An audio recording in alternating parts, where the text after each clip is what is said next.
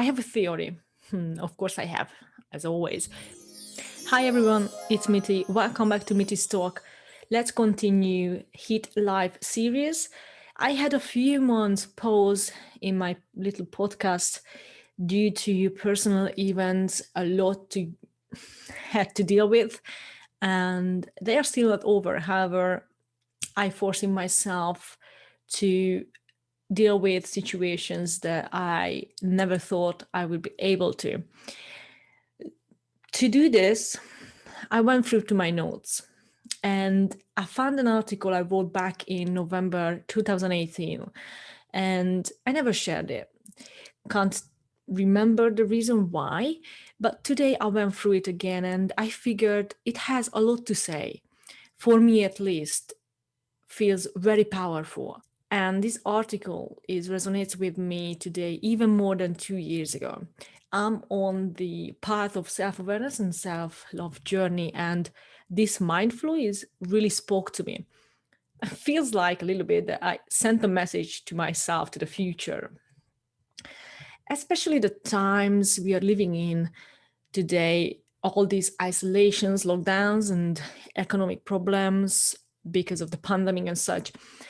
This is the best time where we need to actually be there for ourselves, so just as much that we would be there for anyone else we love. This little anecdote will let you have an insight of the way my mind works. And trust me when I say that I even found it hard to follow. But let's see what actually was in my mind back then. I feel like I'm running, not sure, away from myself or to myself. But if I think about it a little bit, both in the same time, we are constantly on the road to find ourselves. Most of us are walking on this path without realizing it and actually never get to themselves. Some of us are awake and set foot on the ground with an open eye or two. But well, I'm between the two if that's even possible, because I am aware of my blindness now. Do I have an open eye? Sure, it's opening, but for so long, not able to see between the lines and be blindfolded, it became a never questionable thing of who am I? And I just living my life without actually living it. I'm trusting these ingrained moves and thoughts, no questions asked ever. Sometimes an event triggers you and just like snap, you're wide awake. And it's like you're stepping out of your own body and watching yourself from the outside. Did that happen to you before? And what did you see? Or what do you see? Take a moment here and answer this question. For me, I saw a broken, lost girl, kind of on the ground, if not literally. So, what's next? Think. Well, clean up yourself from the dust and stand the hell up. The first step is for me to look around, see what is around you, examine and analyze. How did I get here and why? It's a very, very painful process, but it's crucial to go through with it. Otherwise, I'll close my eyes once again and will just wonder and I'll end up be lost one more time. Don't move just yet. Go deep. Get to know yourself.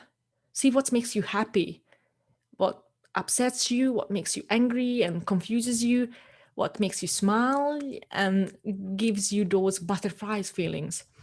Learn your emotions, feelings, learn your body. What tells you? I found it extremely hard, this part, but it's essential. Being able to read your body tells you how you feel, tells you see your thoughts, how actually destroying you, your life, your health. And yes, your thoughts, your mind. Thoughts have power. In fact, they rule my life, every aspect of it. I attach emotions to them, and that is actually gives them power. Because they are beliefs at this point now. Once they were only a thought, nothing more. Later, I led them to become something I believed in, lived my life by them, and I still do. But how these beliefs are born, and believe me, I was thinking a lot, and where this all started. I have a theory. Of course, I have, as always. But first, a question: why on earth any of us would create such a bad beliefs which are working against us and make us unhappy? And I have an answer to this as well. Well, we wouldn't. So why they even existing at all? Well, here is a little metaphor or some sort. If you see a little girl, oh boy, but let me just go with the girl Aya. Just watch her and you can see she's only a few years old, but she believes in magic, that she can be a princess. She's playing princessy now and live like a princess, and just maybe she dreams of a castle, but all she wants is to be happy, to feel loved and wanted by her parents and her prince, and dreams of her children, a family. She dreams of health and wealth. And if you say you ain't want wealth, I won't believe you, but okay. And all she wants that her people, as she's a princess, also love her and follow her. She dreams of honesty and support and fun. In my case, as a princess, I dream of another princess, but that's for another time. But what happens instead? We adults, like parents and teachers, are telling to this little girl she cannot be a princess because she isn't a reality. Because ourselves, we are thinking the same. We couldn't become a princess or a prince because we ain't royalties, because we know the only people can be royalty who actually is, which is kind of true. And yes, everything is about money, but we are connecting happiness only to money. Actually, we want happy life. And also, yes, I would like to have enough money to travel the world, and I still like to believe that I will, but all we dream of happiness itself. And that differs what makes us individuals happy, but you sure see the point. That little girl's family, so that little girl's family and those other people who she looks up to not knowingly broke her dreams to pieces. She hears can't too much, that she isn't good enough for something that she wants to become to, that she's not going to make it. You can't be, you can't do, you won't be, or you need to do, be that, and you never will. So these things constantly you hear while you're growing up. The little girl straight away find herself back in the crib, barriers around her. We are setting limits straight away for her and make her believe that she won't reach or knock them down, those limits ever. And I'm not saying we have to lie to our children, but we are killing their positive view of life at the very beginning of their lives.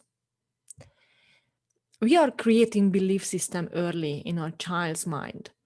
We are the one who are planting the seeds, but we should watering and letting the light shine them through instead of keep dropping ground on them to stop them growing and keep them in the darkness. I may went far from my original subject, but my mind just flows, as you can see. And I think my beliefs are planted by others. They made me think of something, the way how I see myself. And growing up, I've got a lot of limits before I'd be even able to dream about castle and happiness and princesses. I'm not saying that with all this blame to others, like I don't need to deal with my own shit. It's easy to blame everything else but ourselves for the circumstances that we are in. And yes, some things we cannot control, but definitely we have a choice to make. And no, I'll take the full responsibility, because the moment I let those opinions to become my thoughts, When I actually adopted them and became my beliefs, it's all on me. I let others led my life and me. The wrong people who weren't actually good for me. But I adopted their views of me and their opinion. And from that moment, they are no longer others' fault. The way I feel, think, and live my life, it's just it's just me. One of my favorite quote is someone's opinion of you, not your reality. I think this is really, really powerful. I don't have control over many things in life, but one thing I can absolutely control, that 100%, and that's my mind, my thoughts, what I let in, and what belief system I create, how I react to my feelings, my emotions, and what kind of people I let in my life. Trust me, it's not easy to admit being unhappy and that it's actually because of me, because it's all my fault. But this is a first step. I might overanalyze everything, but there is no way now that I can't find the right questions. And yes, before I go and look for answers, I have to find and ask the right questions. Then all the answers I search for will just arrive in the right time with all the solutions for everything. Because this is my belief now, that everything is figure outable. And that's how it starts, to plant new seeds, realizing there are weeds in my garden, and another metaphor now, but find them and remove them. This is a big and dirty work. Sometimes you won't be able to move all the weeds with their core. Some will be staying with you forever, the rest of your life. But you can make those weeds stop from growing. They will be there for you to remind you where did you came from, why you are the person today who you are, and what the journey you did to grow those beautiful roses, new beliefs, and the same part where once an ugly weed was dominating in your garden. I'm starting to find my weeds and I'm ready to remove them all. Hurts as fuck, but I know it's got to go like this. I know a hell will always come before I grow. And I think this is the best way to finish this little story of mine.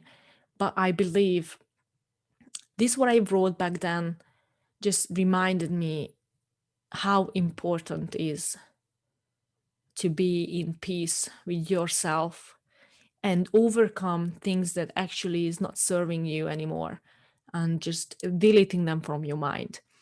It is really hard, and I hope soon I could actually share some of the tools I'm using now. But in a month time, I did so much progress, and I believe if you actually commit yourself to yourself, that you can change your life, you can change yourself for the better. You can become the person you you actually did dream about when you were a little kid. Thank you so much for being here and let me share my story with you. Peace and love, Miti.